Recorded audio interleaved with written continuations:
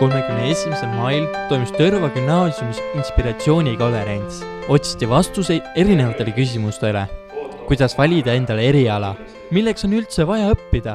Mida teha siis, kui motivatsioon on täiesti otsa saanud? Kõigile neile ja paljudele teistele küsimustele aitasid leida vastuseid Tõrva gümnaasiumis õppinud ning omal ala edukaks saanud noored kui ka üle Eesti tuntud inimesed. Uurisime Magnus Kirdi käest, kuidas tema motivatsiooni saab spordiga tegelemiseks. Ma arvan, et kõik need tulemused, kui tulemused aasta-aastalt kasvavad, siis see lisab alati motivatsiooni ja kui sa paned endale mingid eesmärgid paika ja need hakkavad täituma, siis see protsess kõik on väga nauditav ja ma arvan, see on ka nagu põhjus, miks ma olen jäänud spordi juurde ja miks ma sellega praegu siin tegelen. Mida te soovitaks noortele, et nad oma asjadega jätkaks ja rohkem sellele pühendaksid? Ma arvan, lihtsalt ongi see, et ei tasuks alla anda, et alla anda on kõige lihtsam, et mingi asi katki jätta on kõige lihtsam.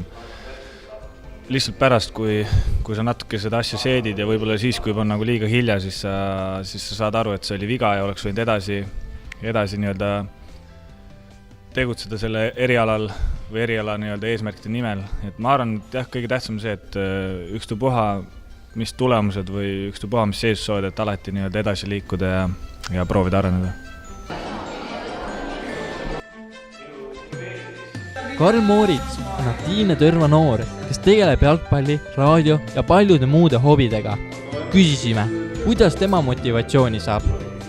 No, ma arvan, et mu motivatsiooniks on see, et ma tahan mulle meeldib selline nagu rahva ees olla justkui. Ma mäletan, kui ma väike olin ja oli kuskil mingi filmimine, siis ma proovisin alati kaamerasse saada ja see on natuke naljakas, aga selline niisugune huvitav, jah. Kas oled tänases päevas on ka mingi mõttetera? Jaa, mulle väga meeldis see Magnus Kirdi kõne, et seal ma sain väga palju mõtteterasid. Igal alal sul ei ole sellist just sinu hetk, et see tuleb ja et tegele selle alaga edasi ja et tee trenni kõvasti ja siis sa jõuad selle tipuni. Kuidas sa leidsid endale sobiva kooli, milleks oli Balti filmi- ja meediakool? BFM-iga oli niimoodi, et kõigepealt ma hakkasin aastaid tagasi tegelema YouTube'iga. Nimelt mul oli enda väike YouTube'i kanal, kus ma siis vaikselt tegin gaming videosi, mis oli tollel ajal hästi populaarne ja siis hakkas see meedia ja filmindus järjest rohkem ja rohkem huvi pakkuma. Ning lõpuks pärast seda ma läksin Kristjan Jõekallale ja Mihkel Rauale töövarjuks ning nemad soovitasid mulle minna BFM-i, et filmi ja televisiooni edasi õppida. Noori inspireerida, ma ütleks, et kui sul on midagi, mida sa teha tahad, siis vahet ei ole. Lihtsalt proovi, isegi kui kõik läheb nässu.